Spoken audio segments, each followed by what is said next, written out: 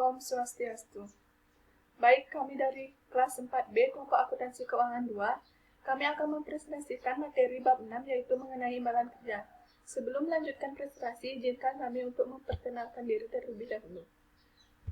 Nama saya Ida Ayu Kade Tirtayanti dengan NIM 1031 dan teman saya Nikade Era Swantari dengan NIM 1045, Nikomang Trisna Dewi dengan NIM 1050, Niputu Herlina Minati Dewi dengan NIM 1204, Ida Ayu Putu Wirayanti dengan NIM 1217. Baik, poin yang pertama akan dijelaskan oleh saya sendiri yaitu mengenai konseptual imbalan kerja.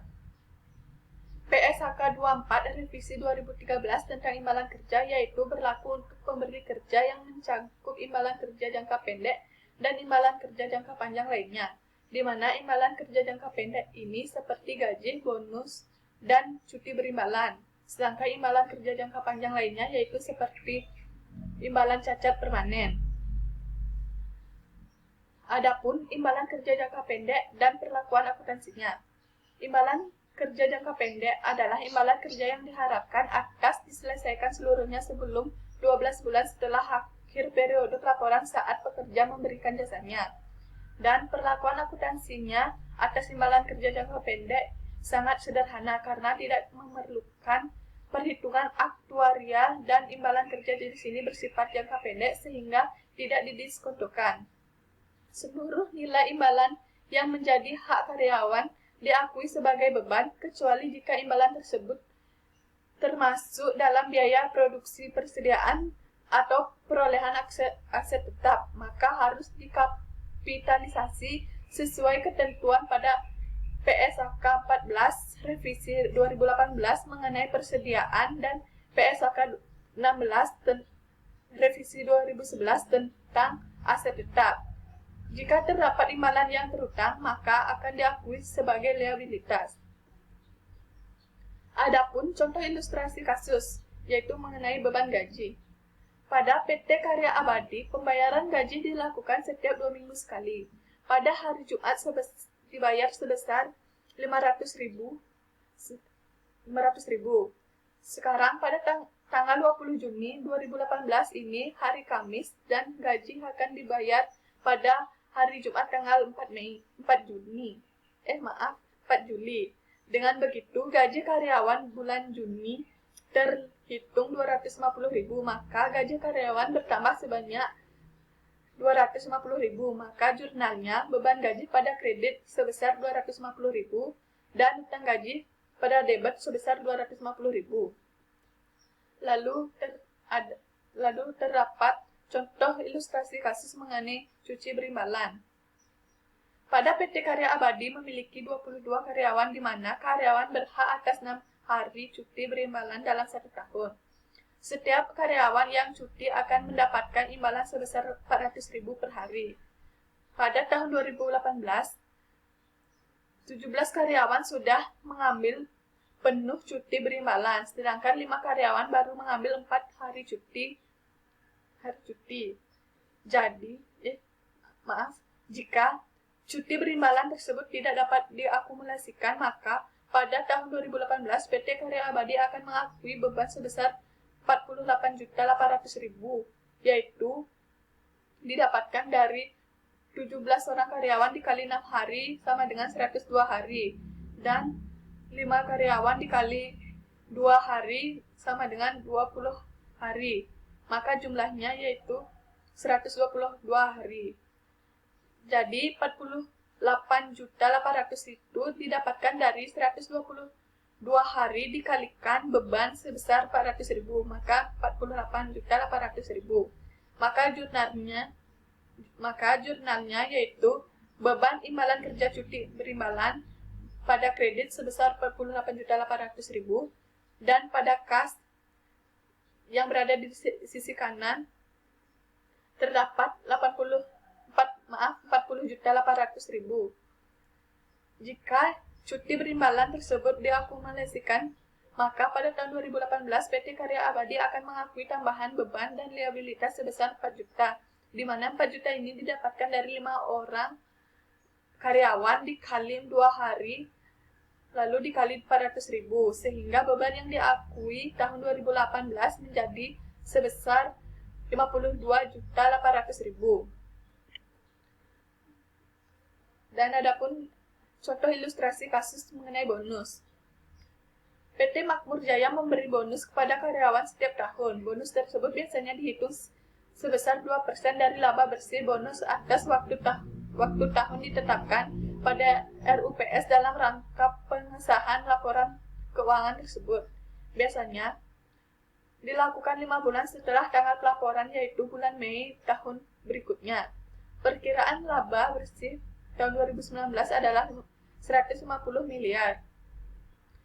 Kebiasaan PT Makmur Jaya memberi bonus setiap tahunnya menyebabkan adanya kewajiban konstruktif dan nilai bonus dapat diestimasi sehingga pada tahun 2019 PT Makmur Jaya mau mengakui beban dan liabilitas sebesar 3 miliar. 3 miliar ini didapatkan dari 2% dikalikan 150 miliar. Maka jurnalnya beban imbalan kerja bonus pada sisi kredit sebesar 3 miliar dan biaya yang masih harus dibayar atau liability pada sisi debit sebesar 3 miliar. Baik, sekian presentasi dari saya. Presentasi selanjutnya akan dijelaskan oleh teman saya. Om Swastiastu. Perkenalkan, nama saya Niputu Herlina Minati Dewi dengan di belakang 1204. Di sini saya akan melanjutkan presentasi dari penyaji sebelumnya. Materi yang akan saya sampaikan yaitu mengenai imbalan pasca kerja. Imbalan pasca kerja dikenal dengan nama pensiun. Namun tidak hanya mencakup pensiun saja, tapi semua imbalan yang akan diterima karyawan setelah masa kerja selesai seperti asuransi dan tunjangan kesehatan pasca kerja. Jadi, imbalan pasca kerja adalah imbalan kerja yang disediakan perusahaan selain pesangon dan akan diberikan kepada pekerja setelah menyelesaikan masa kerjanya. Pesangon bukan termasuk imbalan kerja karena karyawan berhenti sebelum masa kerja normalnya. Nah, selanjutnya itu perbedaan antara program iuran pasti dengan program imbalan pasti. Program iuran pasti yaitu pemberi kerja membayar iuran sebesar jumlah yang sudah ditetapkan kepada dana pensiun. Pada program iuran pasti, pemberi kerja tidak memiliki kewajiban hukum atau kewajiban konstruktif untuk membayar iuran lebih lanjut jika dana pensiun tidak memiliki aset yang cukup untuk membayar seluruh imbalan kerja terkait dengan jasa yang diberikan oleh pekerja pada periode berjalan dan periode sebelumnya. Dan selanjutnya, program imbalan pasti. Pemberi kerja wajib membayar sesuai dengan imbalan yang disepakati akan diterima pekerja saat selesai masa kerja nanti. Oleh karena itu, pemberi kerja memiliki kewajiban hukum atau kewajiban konstruktif untuk membayar iuran lebih lanjut jika dana pensiun tidak memiliki aset atau dana yang cukup untuk membayar seluruh imbalan kerja sebesar nilai yang telah disepakati. Atau dengan kata lain, pemberi kerja harus menanggung risiko atas kekurangan dana tersebut. Dan berikutnya ada perbandingan program iuran pasti dengan program imbalan pasti. Besaran iuran pada program iuran pasti itu ditentukan, sedangkan pada program imbalan pasti tidak ditentukan. Besaran imbalan pada program iuran pasti tidak ditentukan, sedangkan pada program imbalan pasti ditentukan. Kewajiban entitas pada program iuran pasti tergantung kepada iuran yang telah disepakati, sedangkan pada program imbalan pasti, yaitu tergantung kepada imbalan yang telah disepakati. Risiko aktuaria pada program iuran pasti ditanggung oleh pekerjanya atau pensiunannya. Pada program imbalan pasti ditanggung oleh pemberi kerja atau entitasnya. Yang terakhir itu risiko investasi pada program iuran pasti ditanggung oleh pekerja atau pensiunannya, dan pada program imbalan pasti ditanggung oleh pemberi kerja atau entitasnya. Materi yang selanjutnya yaitu imbalan kerja jangka panjang lainnya dan perlakuan akuntansinya. Imbalan kerja jangka panjang lainnya yaitu imbalan kerja yang jatuh tempo lebih dari 12 bulan setelah akhir periode pelaporan saat pekerja memberikan jasanya. Dan perlakuan akuntansinya yaitu untuk imbalan kerja jangka panjang lainnya, perusahaan menghitung total nilai neto dari jumlah berikut. Ada 3, yaitu yang pertama ada biaya jasa, yang kedua biaya bunga neto atas liabilitas imbalan pasti neto, yang ketiga pengukuran kembali dari liabilitas imbalan pasti neto. Nilai neto tersebut diakui di dalam laba rugi kecuali jika terdapat SAK lain yang mensyaratkan atau mengizinkan jumlah tersebut termasuk dalam biaya perolehan. Sekian yang dapat saya sampaikan. Apabila terdapat salah kata, mohon maaf. Om Swastiastu. Baik, perkenalkan nama saya Nikomang Trisna Dewi dengan NIM belakang 1050. Di sini saya akan melanjutkan presentasi dari teman saya, yaitu saya akan menjelaskan materi tentang perlakuan akuntansi untuk program imbalan pasca kerja. Baik, untuk yang pertama yaitu contoh transaksi mengenai perlakuan akuntansi untuk program iuran pasti. Jadi contoh soalnya yaitu PT Maju Terus memiliki program iuran pasti dengan iuran jatuh tempo tiap akhir bulan yaitu sebesar 10 juta rupiah. Iuran bulan November 2018 telah dibayarkan 5 juta pada pertengahan Desember 2018. Sedangkan iuran bulan Desember dibayarkan seluruhnya pada Januari 2019. Hitunglah liabilitas yang diakui PT Maju Terus pada 31 Desember 2018 terkait program iuran pasti. Jadi pembahasannya yaitu total iuran pasti tahun 2018 yaitu sebesar 120 juta, didapat dari iuran bulanan dikali dengan 12 bulan. Kemudian yang sudah dibayarkan selama tahun 2018 yaitu dari Januari sampai Oktober yaitu sebesar 100 juta rupiah, didapat dari 10 bulan dikali dengan 10 juta rupiah. Kemudian pada bulan November hanya 5 juta karena hanya dibayarkan setengahnya saja. Kemudian total yang sudah dibayar pada tahun 2018 yaitu 105 juta rupiah. Sedangkan yang belum dibayarkan yaitu sebesar 15 juta rupiah didapat dari 120 juta dikurangi dengan 105 juta. Jadi, liabilitas yang diakui oleh PT Maju Terus per 31 Desember 2018 terkait iuran pasti yaitu sebesar 15 juta rupiah. Baik, untuk yang selanjutnya yaitu perlakuan akuntansi untuk program imbalan pasti lebih kompleks dari program iuran pasti. Jadi, perlakuan akuntansi atas program imbalan pasti telah mengalami revisi sesuai dengan ketentuan pada PSAK 24 Revisi 2013 yang menggantikan PSAK 24 Revisi 2010. Akuntansi untuk program imbalan pasti lebih kompleks yaitu karena membutuhkan adanya asumsi aktuaria untuk mengukur liabilitas dan beban yang harus diakui, serta kemungkinan menimbulkan keuntungan dan kerugian aktuarial. Untuk memahami perlakuan akuntansinya, perlu dipahami lebih dulu dua komponen utama dari program imbalan pasti, yaitu kewajiban imbalan pasti dan juga aset program. Kemudian yang selanjutnya yaitu istilah-istilah dalam program imbalan pasti. Di antaranya yaitu yang pertama, kewajiban imbalan pasti. Kewajiban imbalan pasti ini adalah imbalan yang akan dibayarkan di masa depan atas jasa pekerja periode berjalan dan periode-periode lalu. Kemudian yang kedua adalah nilai kini kewajiban imbalan pasti atau NKKIP. NKKIP ini adalah kewajiban masa depan pada kewajiban imbalan pasti yang diukur pada tanggal pelaporan sebesar nilai kini atau present value menggunakan tingkat diskonto. Kemudian yang ketiga adalah aset program. Aset program ini adalah dana yang disediakan untuk membayar kewajiban imbalan pasti. Kemudian yang keempat adalah nilai wajar aset program. Nilai wajar aset program ini adalah aset program diukur pada tanggal pelaporan sebesar nilai wajar atau fair value. Kemudian yang kelima adalah biaya jasa kini. Biaya jasa kini ini adalah kenaikan nilai kini kewajiban imbalan pasti atau NKKIP atas jasa pekerja dalam periode berjalan. Kemudian yang keenam adalah biaya jasa lalu. Biaya jasa lalu ini adalah perubahan NKKIP akibat perusahaan melakukan amandemen program imbalan pasti. Kemudian yang ketujuh adalah keuntungan atau kerugian atas penyelesaian.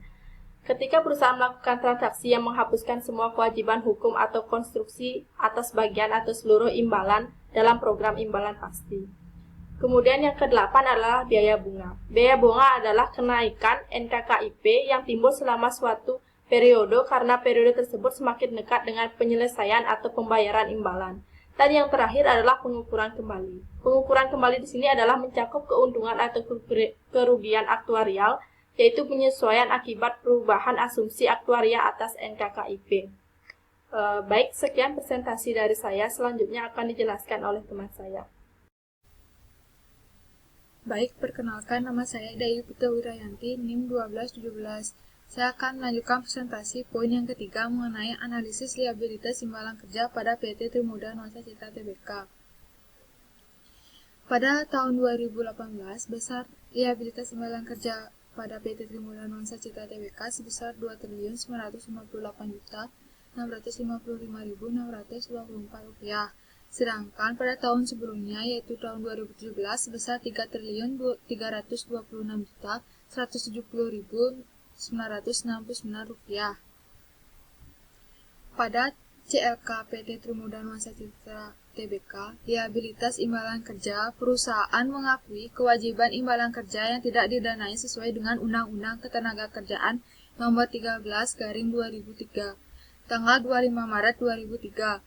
Beban pensiun berdasarkan program dana pensiun manfaat pasti perusahaan ditentukan melalui perhitungan aktuaria secara periodik dengan menggunakan metode projected unit credit dan menerapkan asumsi atas tingkat diskonto hasil aset program dan tingkat kenaikan manfaat pasti pensiun tahunan.